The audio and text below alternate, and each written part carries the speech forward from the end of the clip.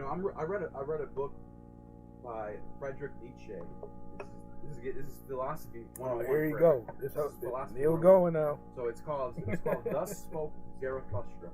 Here we go. Right. It's an old famous book by Friedrich Nietzsche. And in the book, this dude who's a prophet comes down from the mountains and he goes into the city, the village, and he teaches people. But what was the breakdown in the name? Zarathustra. Okay, right. So the name Zarathustra. The name comes from an old Iranian prophet from the religion called Zoroastrianism. This is going back thousands of years. So the author gets the inspiration from that. It's gonna tie in. Yeah. So what he does is he comes to the world from the Most High, and he comes down and he gives out wisdom, and his wisdom to the people is not what they expect.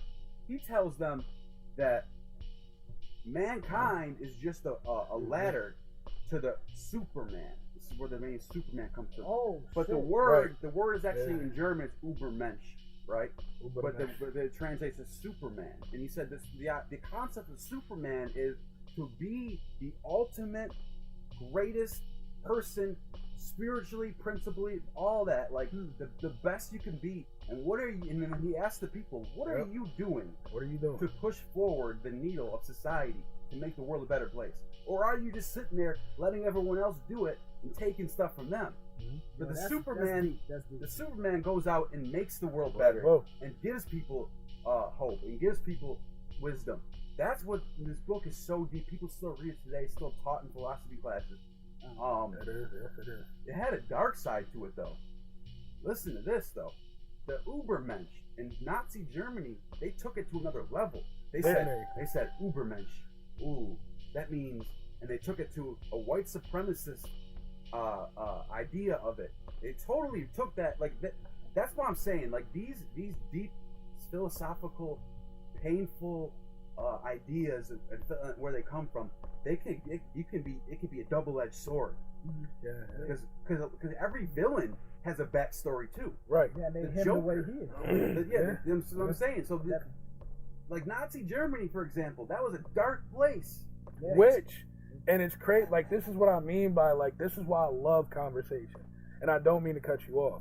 Comic books were the first form of heroes and or military to call out Nazi Germany. Yeah, that's what I'm saying. Before the United States even rushed their grounds, Superman fought them in one of his, I think, 40 or something series. That's what I'm saying. The American Superman became the symbol of fighting Nazis and fighting world evil. So like the idea evolved in multiple, like a tree. It branched out in different directions. But like, it's just fascinating to see how people interpret things differently. Yeah. You know what I'm saying? Stuff's fascinating. And Superman, and another aspect of the Superman is like Messiah, the Savior. The big S, the Savior, the one who's coming to save the people. Right. So there's an aspect of some religious stuff in there, some spiritual stuff in there. You know what I'm saying? Most definitely. It's but again, like Superman, the reason why it was the S is because the original author felt like the world needed a savior during a time where, I mean, think about what was going on in the Great Depression. You know? Dark. Very. It was bleak. Yeah. Very bleak. You had no hope. So to have somebody who shows up that basically fights for capitalism, he's fighting for the dollar. Yeah.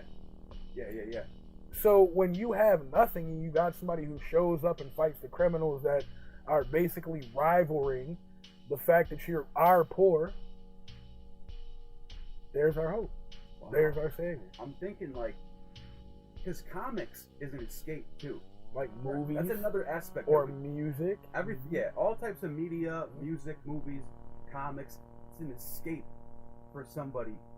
And they find that escape valve, right? They find that outlet of escapism. And it can really bring somebody out of the depths of despair. Yeah. And lift them up. But give them a spirit that they never even thought of they had. Just like you said, it's a double-edged sword. Entertainment can also be it can be used in different areas. It's funny that you said that, bringing people out of despair, because if anything, in the future, if I get anything away from this, it's like to inspire somebody. Like when I was a kid, it wasn't nothing like this out, right? Right. Yeah. You know, not to see nothing. The representation you see on TV, you know. Shit, I mean, we grown. We all know what time it is. Right. It's all white. I remember when But that's MTV. cool. I remember when MTV told somebody, "We don't want to play. Oh, how come we don't play more black music?" They said, "You only play Michael Jackson and Prince. How come you don't play?" And they named out a bunch of amazing black artists. Yeah. How come you don't play all that? And he said, "Well, what about the family in the Midwest that might get scared when they hear that?" That was just in the '90s. Yeah, that's crazy. And now MTV, I'll give them credit. Now they're not like that no more. Now MTV is definitely more inclusive now. But that was not that long. But that was because, like, and this is to understand, like, and this is why I love having conversations like this. Yeah. That's to understand that some companies got to a point in time in which they understood the dollar represented more than the viewer. Yes, that's a fact. That's So if now my dollar is being hurt by people who feel like I'm racist, now I have to appear like I am not racist. I need that dollar back. Yeah, you're right. You know what? Racism didn't disappear. Racism didn't disappear. It just represented a dollar. You know what I noticed about a lot of people today? And this, you hit something that I've been really fascinated by recently. Is that now it's become kind of mainstream to be a social justice warrior. Right. So now you got people who come out and say they're, oh yeah, Black Lives Matter. Follow the dollar. They want to support the movement. Follow the dollar. But do they really live it though? You got people just saying it because it's trending. But again, that's why I love this. We need the hashtag double-edged sword. Yeah. Just like I said, follow the dollar. Follow the dollar. Yeah. If you really want to understand where some of these people lie, follow what they invest in. Follow where they spend their money. What do they do on their off time? Who do they hang around with? Do you ever see them? I mean, you see some of these CEOs and CFOs of these companies and these accountants. The money that they represent is just as dirty as Pablo Escobar. And I'm not talking about anyone in particular. I'm talking mostly about Hollywood. Hollywood. This is Hollywood. This is the. Okay, this is where it gets dark. Yeah. Because you can't mention Hollywood to me without talking about them back rooms. But listen, what we're talking about right now. We just seen T.I. Let me shut up. What we're talking about right now. R. Kelly and Bill Cosby.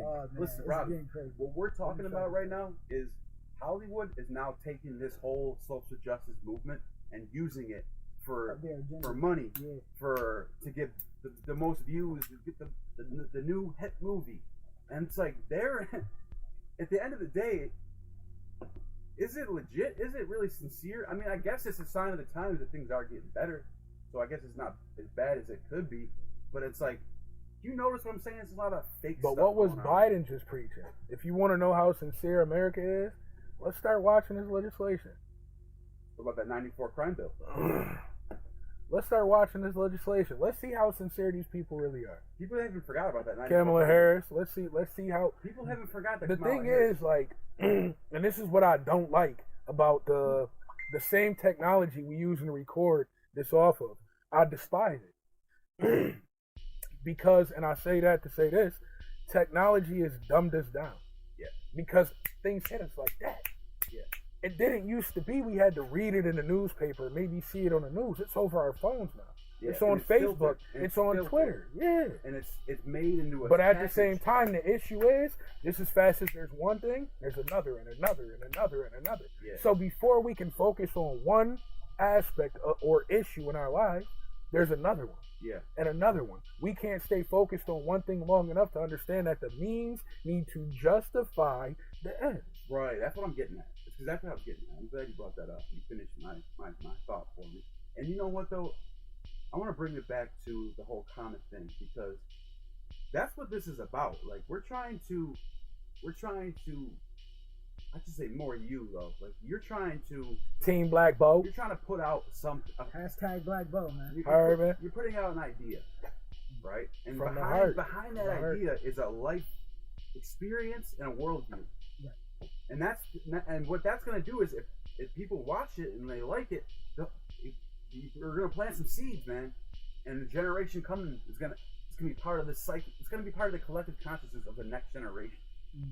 So that's why entertainment is important. Dude. It shapes who we are. You know what I'm saying?